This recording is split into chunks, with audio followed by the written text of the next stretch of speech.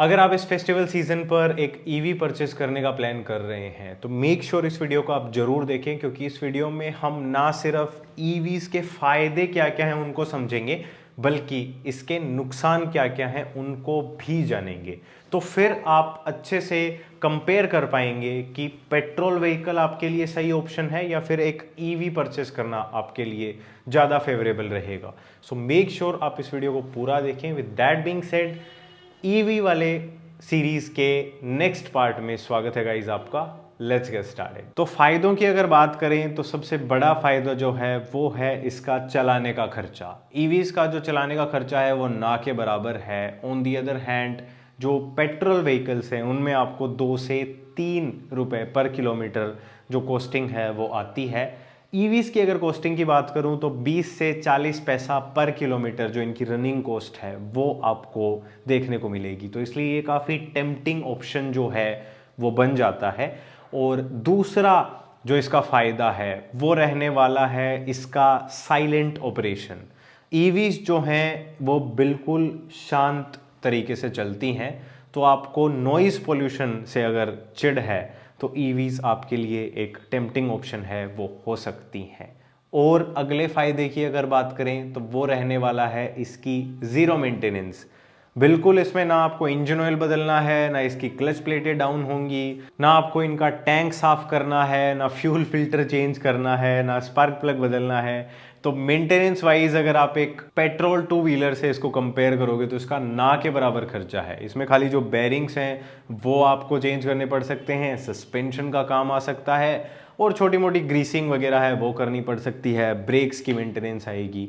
लेकिन पेट्रोल के कंपैरेटिवली ये अभी भी ना के बराबर है, क्योंकि पेट्रोल में इंजन जो है और उस इंजन को चलाने के लिए जो चीज़ें लगती हैं वही काफ़ी सारी जो आपकी मेंटेनेंस है वो मांग लेती हैं, और आपकी जो पॉकेट है उस पर ये बहुत भारी पड़ता है।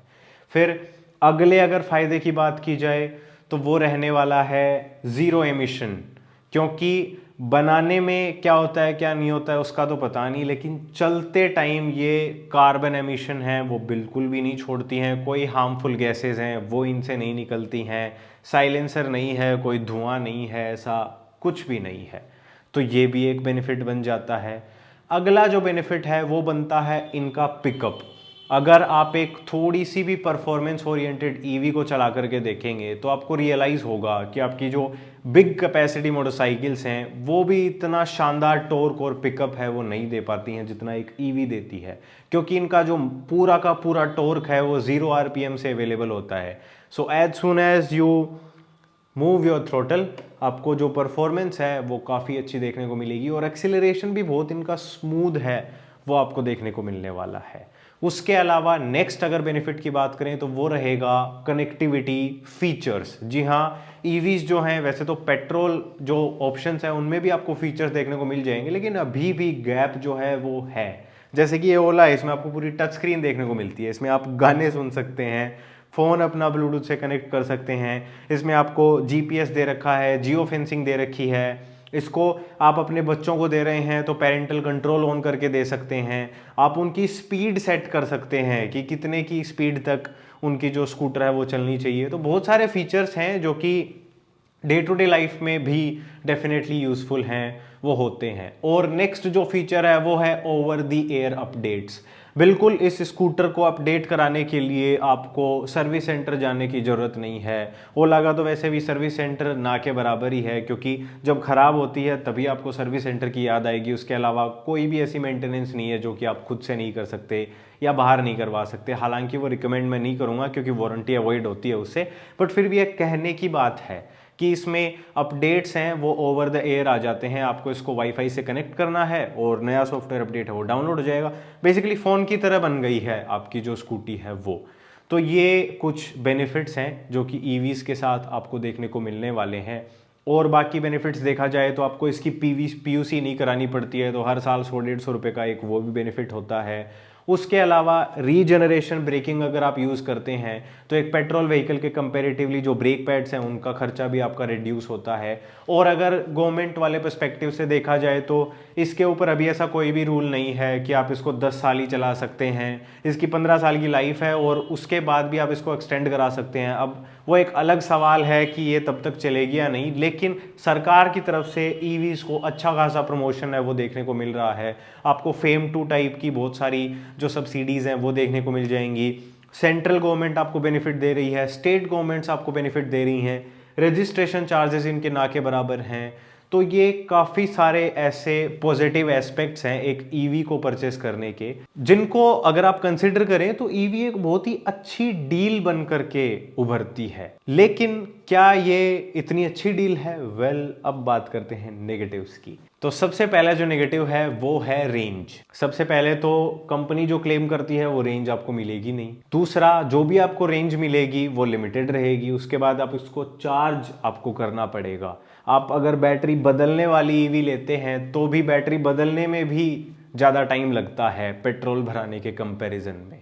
तो आपका टाइम है वो अगर कीमती है तो ईवी आप कंसिडर ना करें। अगर आप लंबा चलने वाले हैं, मतलब दिल्ली की आपकी 100 किलोमीटर से ज़्यादा की रनिंग है, तो अभी कोई भी प्रैक्टिकल ऐसी ईवी नहीं आई है जो कि आपको कंफर्टेबली दिल्ली के 100 किलोमीटर है वो निकाल करके दे देगी।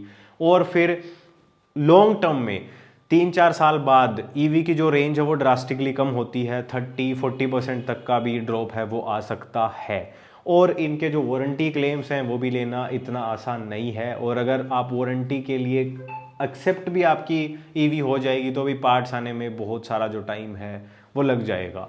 अगला जो नेगेटिव है वो है इसकी प्राइसिंग। इसके पेट्रोल काउंटर पार्ट के कंपैरिजन में देखेंगे तो ईवीज आज भी एक्सपेंसिव हैं, अच्छी खासी एक्सपेंसिव है। तो शुरू में इनिशियल जो पेमेंट है एक ईवी को खरीदते टाइम वो आपको पेट्रोल के कंपैरेटिवली ज़्यादा करनी पड़ती है। और जो लो मेंटेनेंस ईवी है वो तभी है जब उसमें कोई इशू ना आए।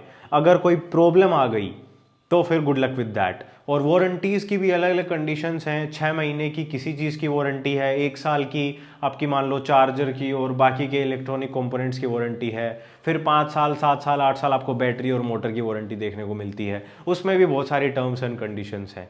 तो कहने का मतलब ये है कि अगर दिक्कत आ जाती है तो फिर आपका एक्सपीरियंस पेट्रोल के मुकाबले बहुत ही ज़्यादा ख़राब हो सकता है।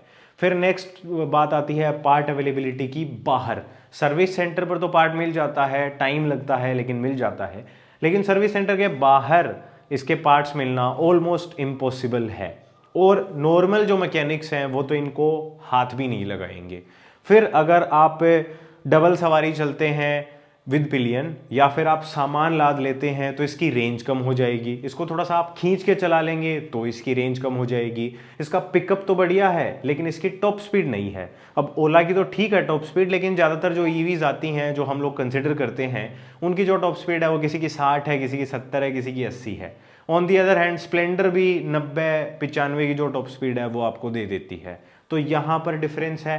फिर जो डिफरेंस है वो है कि इसको बनाते टाइम बहुत ज़्यादा जो कार्बन एमिशंस हैं वो होते हैं, बहुत ज़्यादा पोल्यूशन होता है। ईवीज़ की जो बैटरीज़ की मैन्युफैक्चरिंग है वो जब होती है तब एक पेट्रोल व्हीकल अपनी पूरी लाइफ में जितना पोल्यूशन करता है ऑलमोस्ट उसके बराबर, उससे थोड़ा कम हो सकता है, कुछ केस में थोड़ा ज़्यादा हो सकता है। उतना पोल्यूशन तो एक ईवी बनते टाइम ही कर देती है। चलते टाइम जब चार्ज हो रही है तब बिजली जो हम इस्तेमाल कर रहे हैं उससे तो कार्बन फुटप्रिंट इंक्रीज ही हो रहा है। और उसके बाद में बात की जाए इंश्योरेंस कंपनीज की भी अभी टर्म्स एंड कंडीशंस पूरी ओपनली नहीं आई हैं। बहुत सारी इंश्योरेंस कंपनीज आपकी बैटरी को कवर नहीं करती हैं एक्सीडेंटल में, बहुत सारी करती हैं तो वो 50% कवर करती हैं। और भी बहुत सारे हेयर एंड देयर इश्यूज़ हैं, जैसे कि अगर ईवी में आग लग गई तो वारंटी में आपका क्लेम होगा या नहीं होगा वो तो पता नहीं, लेकिन इंश्योरेंस कंपनी तो नहीं करेगी। ऐसी बहुत सारी टर्म्स एंड कंडीशंस हैं जो कि हम लोग शायद पढ़ते भी नहीं हैं इंश्योरेंस कराते टाइम, लेकिन ज़्यादातर कंपनीज जो हैं वो बहुत सारे ऐसे जो क्या बोलते हैं कंडीशंस हैं वो रखती हैं अगर आप उनसे अपनी ईवी का इंश्योरेंस करा रहे हैं तो वो भी आपको दिमाग में एक चीज़ है जो कि रखनी चाहिए।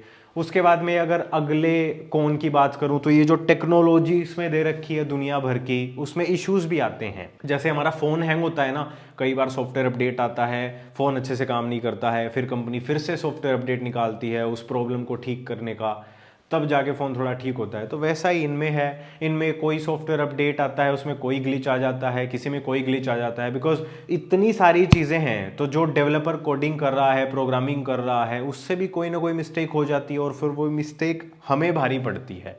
उसके बाद में है ईवी कंपनीज़ का एटीट्यूड। बहुत सारी ऐसी ईवी कंपनीज हैं जो कि पहले तो आपको सब कुछ फ्री में, मतलब फ्री में तो क्या, हम पैसे दे रहे हैं, लेकिन मान लो आपने सिंगल पेमेंट दे दी स्कूटर की, तो ज़रूरी नहीं है कि आपको उसके सारे फीचर्स हैं वो लाइफ टाइम मिलेंगे।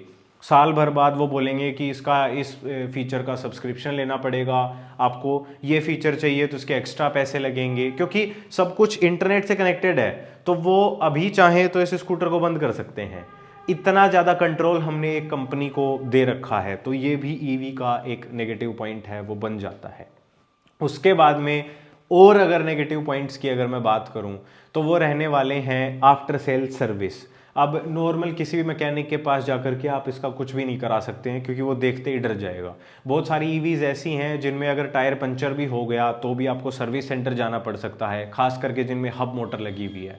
और जिनमें हब मोटर नहीं भी लगी हुई है उनमें भी काफ़ी ज़्यादा जो टेक्निकल इश्यूज़ हैं वो आते हैं। अब ओला का एग्जाम्पल लूँ तो इसकी बेल्ट टूटने का जो रिस्क है वो बना रहता है। 10,000 चली है ये, उसमें एक बार बेल्ट है वो चेंज हो भी चुकी है इसकी। तो ऐसे बहुत सारे इश्यूज हमें देखने को मिलते हैं। उसके बाद में जो वो पूरी कंप्लेंट्स वाली वीडियो बनाई थी मैंने, वो तो है ही है कि चलते चलते बंद हो जाना, 30% से 0% पे चार्जिंग हो जाना, कभी कभार चालू ही ना होना, रीसेट करने की मजबूरी आ जाना। तो ये सारे जो नेगेटिव्स हैं वो भी ईवी के जो हैं वो बने रहते हैं। और एक पॉजिटिव मैंने शायद नहीं बताया, वो मैं बताना चाहूँगा कि ईवी को आप पानी में ले जा सकते हैं, क्योंकि इसमें कोई एयर फिल्टर नहीं है, इंजन कोई हवा नहीं खींच रहा है, तो इसलिए आप इसको पूरा पानी में डुबो सकते हो, इसमें कोई दिक्कत नहीं आएगी, पूरी डूबी डूबी भी चलेगी। लेकिन उसका नेगेटिव साइड भी है, वो ये कि ज़रूरी नहीं है कि हर एक कनेक्टर, हर एक सॉकेट, हर एक पार्ट आपका 100% वाटरप्रूफ कंपनी ने दिया है। कई बार उनसे गलतियां हो जाती हैं, और जब उस कनेक्टर में वो पानी चला जाएगा और आपकी ईवी को ख़राब कर देगा तो कंपनी फिर वारंटी दे ना दे, इंश्योरेंस क्लेम मिले ना मिले, वो अभी भी एक डाउटफुल सिचुएशन है। तो ये सारी बातें हैं, नेगेटिव्स भी बता दिए मैंने आपको, पॉजिटिव्स भी बता दिए। अगर आप आराम से चलाते हैं शहर में या उसके आसपास, आपका 50-60 किलोमीटर डेली आपको चलानी है, आराम से आप चलते हैं, आपको कोई जल्दबाजी नहीं है, तो डेफिनेटली आप ईवी के ऊपर जा सकते हैं। लेकिन अगर आप एंथुजियास्ट हैं, जिसको इंजन्स की वो जो साउंड होती है वो पसंद है रादर देन शांति पसंद, तो ईवी आपके लिए नहीं है। आपको पेट्रोल की लाइन में लगने में भी जोर आता है, तो उसको चार्ज करने का जो टाइम है वो तो आपके पास बॉस नहीं मिलेगा आई थिंक, तो फिर भी आपके लिए ईवी नहीं है। और अगर आप एक्सपेरिमेंट नहीं करना चाहते हैं, क्योंकि इतने सारे फीचर्स हैं तो ग्लिचेस भी आएंगे, तो उनके साथ अगर आप नहीं जी सकते हैं तो भी ईवी आपके लिए नहीं है। और मैं तो यहाँ तक बोलूँगा कि अगर आपके पास एक दूसरा वाहन नहीं है, चाहे वो मोटरसाइकिल हो चाहे वो स्कूटर हो, और आपका टू व्हीलर के बिना गुजारा हो ही नहीं सकता है, क्योंकि कोई ऐसा दिन आएगा जिस दिन ये नहीं चलेगी, उस दिन आपको पब्लिक ट्रांसपोर्ट से जाना पड़ेगा। तो अगर आप कंफर्टेबल हो उस चीज़ के लिए, कोई ज़्यादा दिक्कत नहीं है, कोई आपका बड़ा काम नहीं अटक रहा है, तो आप ईवी ले सकते हो। डेफिनेटली पैसा बचता है अगर स्मार्ट तरीके से इसको यूज़ किया जाए तो, और स्मार्ट तरीके से ईवी खरीदी जाए तो। लेकिन अगर आपको एक रिलायबल मशीन चाहिए जो कि टेंशन फ्री हो, जो कोई भी मैकेनिक हाथ लगाते हुए डरे ना, कोई भी उसको ठीक कर सके, उसके पार्ट्स भी आसानी से मिल जाएं, तो अभी भी ईवीज जो हैं वो उतना अच्छा जो सेंस है वो नहीं बनाती हैं। तो यही वर्डिक्ट है इस वीडियो का। आई होप इससे आपको जो जानकारी है वो मिली होगी, कुछ यूज़फुल भी आपके लिए आपको जानने को मिला होगा। अगर ऐसा है तो आप इस चैनल की सपोर्ट कर सकते हैं। विद दैट बीइंग सेड, मैं मिलूंगा आपसे फिर कभी किसी वीडियो में, तब तक के लिए बाय बाय।